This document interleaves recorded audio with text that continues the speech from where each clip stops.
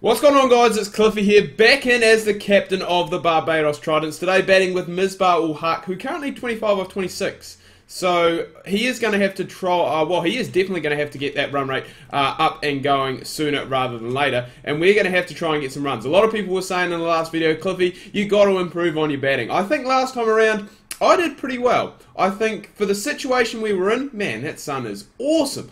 I wish we had some of that here in Christchurch, but the situation we were in, really just looking to try and nudge it around and get, just basically see us home to the runs that we needed, which is exactly what we did at the end of the day. We got the win, and it was a crucial win as well. It has seen us jump up to third place. We have played a few more games than the teams below us. However, we are taking on, as I did just mention, the Trinbago Knight Riders here today, who are currently bottom of the table. They are 0-5 for the season, so a win here today will be huge. And we're going to get some overthrows, boys. You would just have to think that today is our day and things are going to work out well for the Tridents. We moved to 7 off 3 thanks to that overthrow. I'm not sure who that was out in the deep, but we will definitely take that. And that has seen us move on to quite a nice total. And that's actually quite a nice shot as well. I don't think it's going to quite have the timing.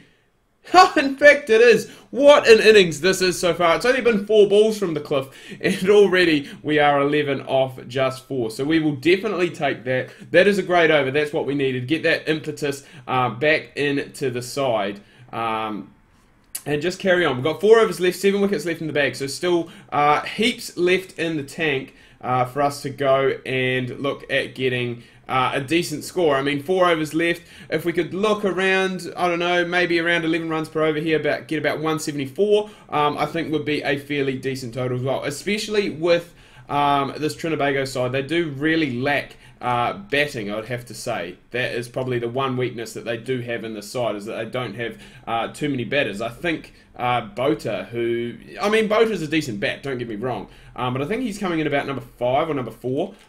So, I mean, as I said, he is a decent bat, but I don't think he's that good. I think, maybe 6 or 7 he can come in, but as 5, that really is a specialist batsman position that you are looking at. So, we're just going to have to try, and I was going to say pick something up here, just because we did have those 2 dot balls. Started off with a 2 first up, but we will get the Miz back on strike, and hopefully he can bang off some boundaries off these last couple of balls of Johan Bota's spell, and then we can go and move on from there. But it is really tough. There isn't really too many holes in the ground, and this looks like, I was going to say, if it's not Suleiman Ben, it looks like a Suleiman Ben look-alike. Very tall, left arm spin. And we're going to start off with a 4 there, boys. So that is absolutely brilliant. When we get into the bowling section of this video, I will go through some stuff that is happening in the real world of cricket at the moment, because that's something I used to do. And I really enjoyed it. I really like doing it. And you guys seem to as well. So we will get back into that very shortly. South Africa, England, and Zimbabwe, Sri Lanka.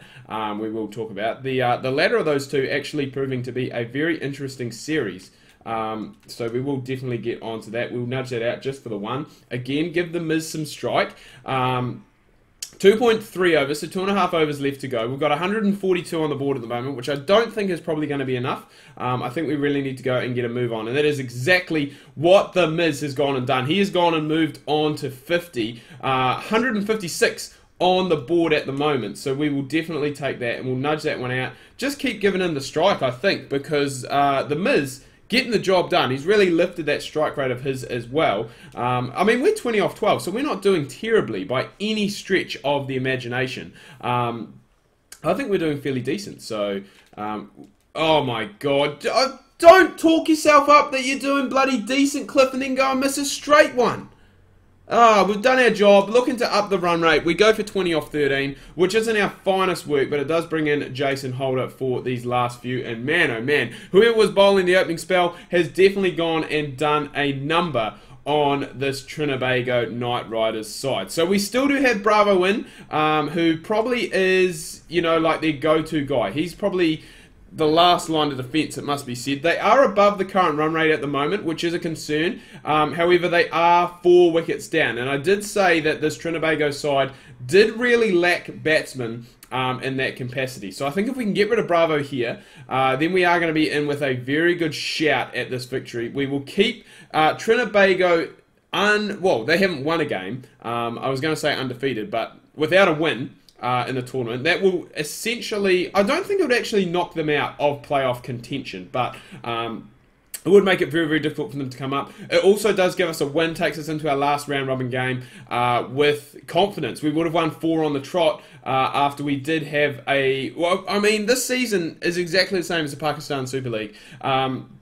We started off really well, started off awesomely, had a little bit of a mishap in the middle, and we have started to find form towards the back end of the innings. So, sorry, the back end of the tournament. We didn't find form at the back end of the innings. We got bowled by a bloody straight one from a left-arm spinner. So we cannot talk about that. But we will talk about, first of all, South Africa, England, as we play out a maiden there. So that is bloody ideal if I have ever seen a perfect over in 2020 cricket. But South Africa, England, South Africa, huge win. 340-run win to level the series. Maharaj had an absolute blinder of a game. I haven't looked at the scorecard yet, but apparently he had a absolute blinder. A lot of people are saying, is he South Africa's best ever spinner of all time, which is a huge claim to make. Obviously still very young in his international career, but has done very well against big teams. I think he played very well against Australia, played well against India, now playing well against England from the looks of things.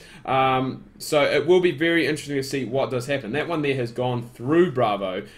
Just bowling these off-cutters, and they are working an absolute bloody treat, it must be said. We're just cutting him in half. I wouldn't say beating him for pace. There's another one. I don't know if the one before that did actually find the outside edge. But that one definitely did. So that is promising. That will be nudged away. So that is the first runs that have come off the first 10 deliveries of our spell. So we will definitely take that as we move on to... I'm going to carry on with the England South Africa. Just because, you know, there's a lot of people saying now, Joe Root... You know, is he the right man to lead England? I mean, for God's sake, he's had two tests in charge. He had a bad loss in a game, which, yes, you know, it is a really bad loss, 340 runs. They won the first game of the series. You know, they do have, I don't want to say an inexperienced side or a young side, because they do still have, you know, quite a lot of players that have been there when England have been successful. Obviously, Alistair Cook, Stuart Broad, James Anderson, Moeen Ali, Ben Stokes. Bairstow's been in very good form, so... There are still definitely a lot of positives in there. But in saying that, obviously Liam Dawson's very new. Gary Ballance is back into the side. I think Mark Wood was playing in this test. He is a fairly young and... Oh my God, beautiful. This is awesome. I wouldn't say inexperienced, but again, a young seamer.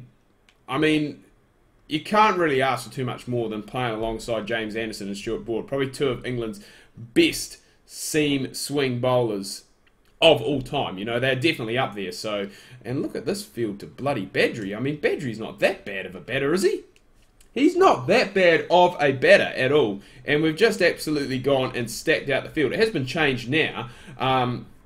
But yeah, a lot of people talking about that, and I think that's a bit unfair on Joe Root. Obviously, in just his second test that he's in charge, he's had a fairly good series so far. He's been scoring runs. Keaton Jennings has been struggling a little bit, so possibly a new opening partner for Alistair Cook in the third game. We will have to wait and see about that. But before we do run out of time, I'm going to talk about the Zimbabwe-Sri Lanka series. Now, the one-dayers are done and dusted. Zimbabwe won that series 3-2, which, looking at it, you know, not a lot of people would have thought that would have happened. So obviously good on them for going and doing that. And in this test match, one and only test match, it is very evenly poised. So I think, from memory, Sri Lanka need... Oh, where was the boot? The kick was needed there, and he could have been gone. But I think Sri Lanka needs something like 280 runs, possibly, on the last day. Zimbabwe needs 7 wickets for a historic win. So it will be very interesting to see what does happen, how that game does develop, and how that series does develop. Because of the loss in the one-dayers, Angelo Matthews has actually stepped down from all formats of captaincy. He is still playing in the side. I think Dinesh Chandimal is captaining the test side. And I think Upal Tharanga possibly is the captain of the Limiters Overside, but I'm not 100% sure about that. At the end of the day, Barbados Tridents, we win by 40 runs. Morne Morkel picking up the man of the match for his 3 for 34. Don't make it onto the batting charts today. We missed out by 1 run. We were 20 off 13, and we did pretty well with our 3 overs as well. We were very economical. I think we only went for about 6 or 7. Which was bloody perfect. Big win as well by 40 runs. That is going to help our net run rate, which is going to be crucial. There is only 1 game left until the playoffs, guys. Do you think that we can make it? Let me know down below in the comments. I'm going to wrap things up here. Make sure to drop a thumbs up. If you are new, please do hit that subscribe button. Returning subscribers, make sure you hit the bell beside that subscribe button. That way you become a part of the notification squad. You get notified every time I go live. You can keep completely up to date with the channel. Until next time, guys, do hope you've enjoyed. Ka kite anō. See you soon.